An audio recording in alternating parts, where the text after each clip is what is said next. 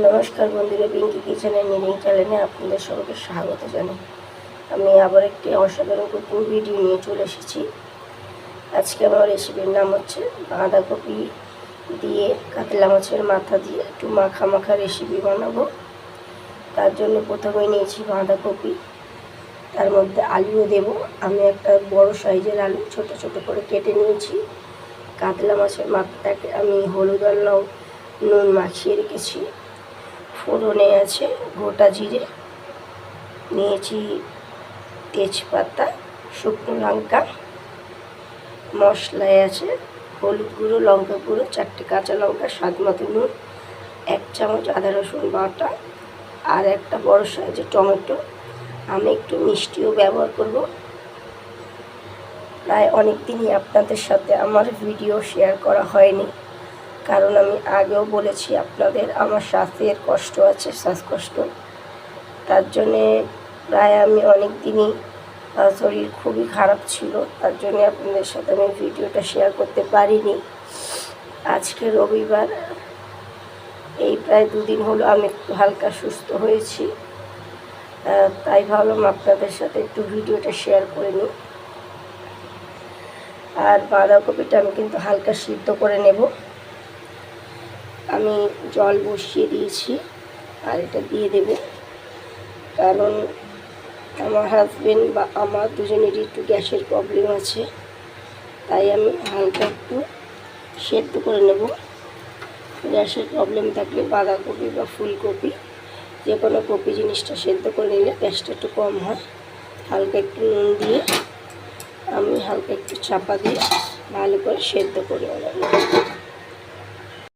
বাঁধাকপিটা সেদ্ধ হয়ে গেছে। আমি কিন্তু আর বেশি সেদ্ধ করব না, তাহলে গলে যাবে, ভালো লাগবে না। এবার আমি জলটা ঝরিয়ে নেব। বাঁধাকপির জলটা কিন্তু আমি নেব না, ফেলে দেব। বাঁধাকপিটা আমি ঝরাতে দিয়ে দিয়েছি। এবার আমি মাছটা ভেজে নেব। কড়াইতে আমি তেলটা দিয়ে দিয়েছি, তেলটা প্রায় গরম হয়ে গেছে। এবার আমি মাছগুলো এক এক করে ছেড়ে দেব। ভালো করে মাথাটা ভেজে নেব লাল লাল করে।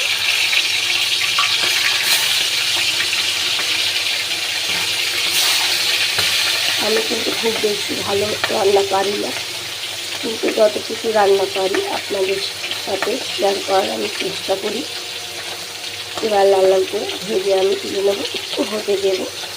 লাল লাল করে মাছের মাথাটা ভাজা হয়ে গেছে, এবার আমি তুলে নেব। এবার আমি ওই তেলেই ফোড়নগুলো একসাথে দিয়ে দেব, আলুটাও দিয়ে দেবো, দিয়ে ভালো করে ভেজে নেব।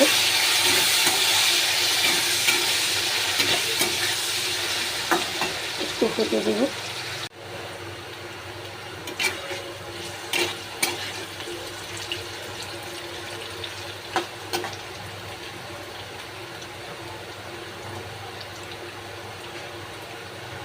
এবার আমি টমেটোটা দিয়ে দেব।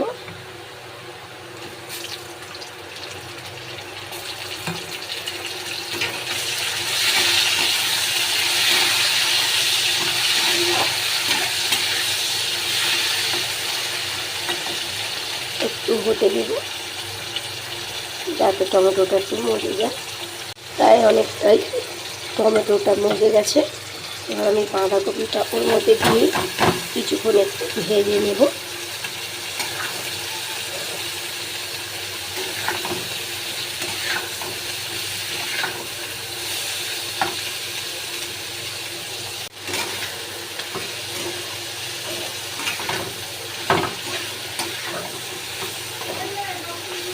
কিছুক্ষণ ভেজে নেব। ভেজে নিলে কি হয়, বাঁধাকপি বা ফুলকপির একটা হেলানো গন্ধ থাকে, ওটা একটু চলে যায়। আমি আরেকটু কিছুক্ষণ ভেজে নিয়ে তারপর মশলাগুলো অ্যাড করব।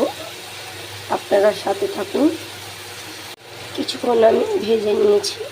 এবার সব মশলা আমি একসাথে দিয়ে একটু কষে নেব।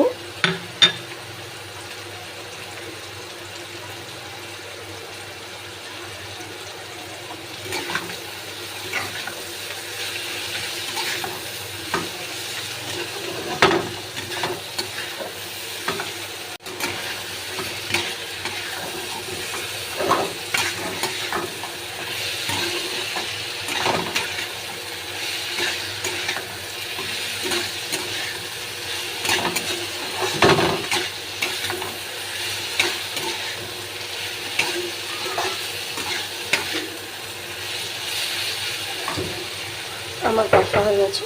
এবার আমি পরিমাণ মতন জল দিয়ে দেবো।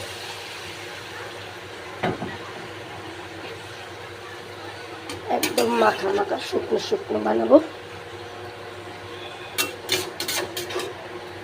দেখে নিন, আমি কিন্তু খুব বেশি জল দিইনি। এই জলটাই আমি হালকা আছে সেদ্ধ করে নেব ঢাকা দিয়ে। আপনারা দেখতে থাকুন। দেখে নিন, প্রায় অনেকটাই জল শুকিয়ে গেছে। আমি মাছের মাথাটা একটু ভেঙে নিয়েছি।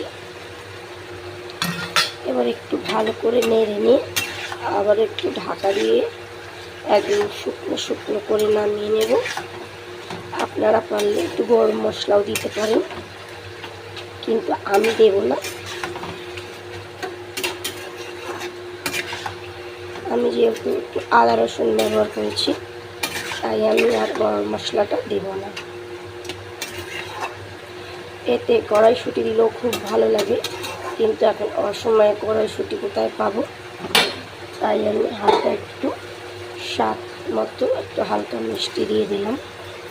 আপনারা দিতেও পারেন, আবার নাও দিতে পারেন।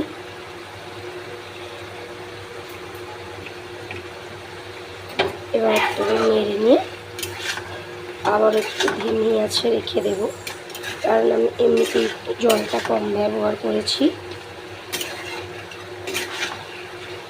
কারণ আমি আলুটা ছোট ছোট করে কেটেছিলাম আর ভালো করে ভেজে নিয়েছি, তাই আমি কিন্তু খুব বেশি জল ব্যবহার করিনি। এবার আমি ঢাকা দিয়ে শুকনো শুকনো করে নাম, আর উপর থেকে আমি একটু হালকা ধনে পাতা দিয়ে দেবো।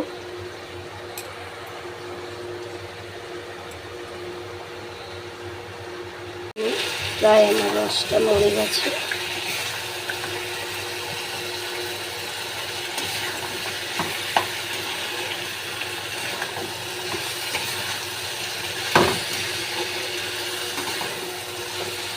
একদম শুকনো শুকনো ঝরে ঝরে হয়ে গেছে। এবার আমি নামিয়ে নেব। দেখে নিন, আমি নামিয়ে নিয়েছি। একদম শুকনো শুকনো, কত অসাধারণ দেখতে লাগছে। যদি আপনাদের ভালো লেগে থাকে, তাহলে আপনাদের কাছে আমি অবশ্যই আশা করব লাইক, কমেন্ট আর শেয়ারে অবশ্যই সাবস্ক্রাইব করতে ভুলবেন না। নমস্কার।